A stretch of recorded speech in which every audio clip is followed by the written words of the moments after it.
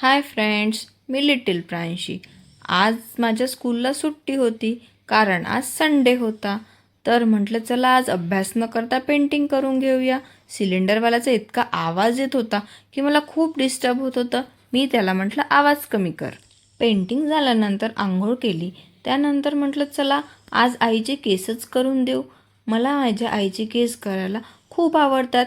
केस करता करता मी माझ्या आजीसोबत फोनवर पण बोलत होती.